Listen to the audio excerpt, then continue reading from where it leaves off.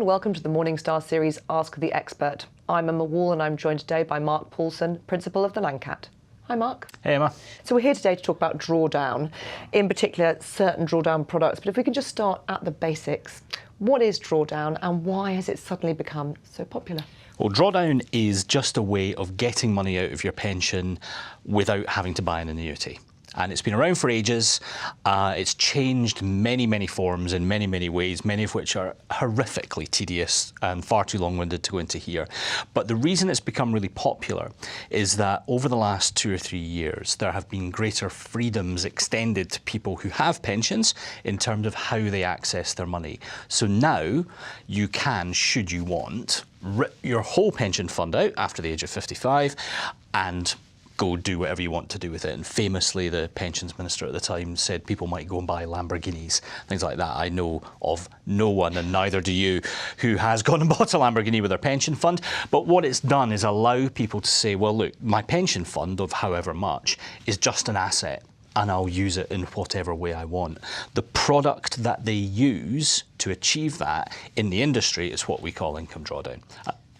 Now, in the past, before we had pension freedoms, people had to buy an annuity unless they could prove they could provide their own income over a certain amount. But the majority of people bought an annuity. Now, the problem with annuities is rates became so incredibly low that they were no longer attractive, in part because they were linked to the 15-year gilt yield, and we all know what interest rates have done over the last decade. But one of the things that was positive about annuities is that income was guaranteed for life. You knew exactly what you were getting year in, year out. So the drawdown industry has responded to this, hasn't it, with some guaranteed income products, but they're not without criticism either. Yeah, there's really no perfect answer in any of this. And the best form of pension, generally speaking, is one which is guaranteed to pay out all the time and rises with inflation and provides for your family after you die. Right? And that's what people used to get from final salary pension schemes. But we all know what's happened to them as well.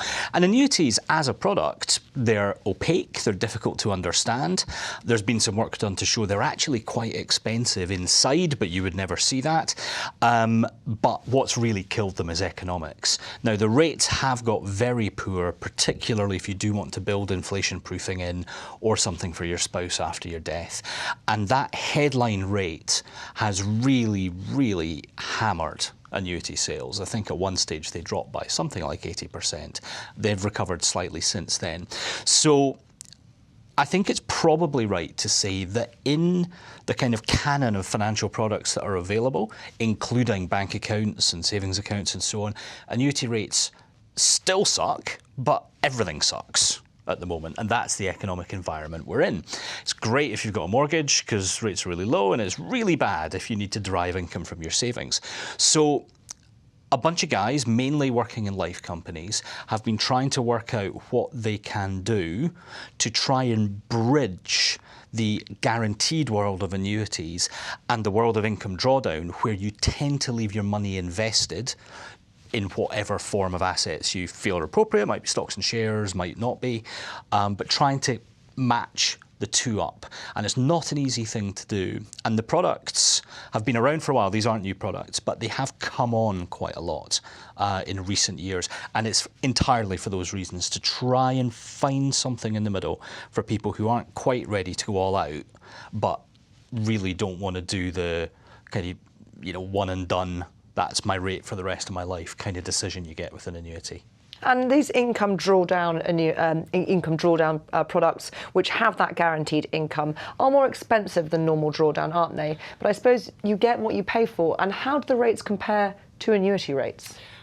So, oh dear, there's no easy answer to all of that. So we'll do cost first. So drawdown by itself isn't all that expensive. It depends how much you've got and where you go and what kind of form you do and all that kind of stuff. But in the main, you can get a product for about 0.5%. 0.5% a year. And then you've got to add your investment costs on top, and what you choose to invest in. If you invest in expensive actively managed funds, then it will be expensive, or cheapo passive funds, it will be cheap. So you have quite a lot of control over your total charges. If you're using the services of an advisor, you'll normally find that an advisor has put their charge in as well. You would expect to come out in the region of 1 to 1.2, 1.3%, something like that, for a typical drawdown portfolio, and it could be quite a lot less than that. For guaranteed products, the guarantee element of it costs anything from kind of 0.8 to 1 and a bit%. And then you've got the product and the investment to add on top of that. Now, you tend to be a bit more constrained with your investment choice because the provider isn't about to give you a guarantee if you're off investing in Japanese warrants or whatever else that you want to do. So we would tend to expect a cost of anything from about 1.7, 1.8 up to 2%. And all of those figures are before you've paid an advisor for any help that they might be giving you.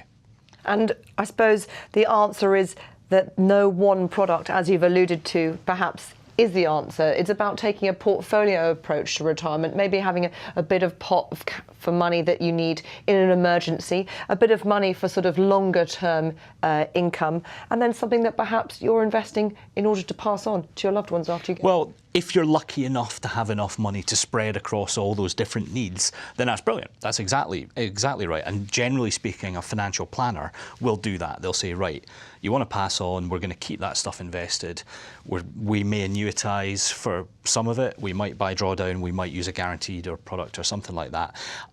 Depends what you want. I think it's important to say that in most circumstances, over a long period of time, maybe 20, 30, 35 years, and that's not untypical now for people to spend 30, 35 years in retirement. You would expect to ride out 1, 2, 3 economic cycles during that time. And with all that upsy downsy stuff over those decades, a straight up lower cost drawdown product will generally return the most. And by the most, I mean it will pay you over those 30 years, including the amount that's left at the end of your life, the most. So in raw economic terms, you'll get the biggest return by using straight up drawdown. And that's generally because it's the cheapest. However, for many investors, I think, the idea that I'm going to take, let's pretend it's 3 or 4% income from my pension pot, which is a very typical amount to take if you want to try and make sure that it's going to carry on for an indefinite period. It sounds okay, 3, 4%, that's fine. But if the markets dive off by 25%, of course your income does as well. Now, if you've got a final salary scheme and lots of secured income, you might be totally cool with that, right? Completely fine, in which case what we call naked drawdown is exactly the right kind of product. There are a good number of people for whom that's just not something they're willing to countenance. Absolutely not. So for them, what they need to do is accept that, generally speaking, a guaranteed product will return less over the piece, over 30 years, but the journey will be a lot smoother.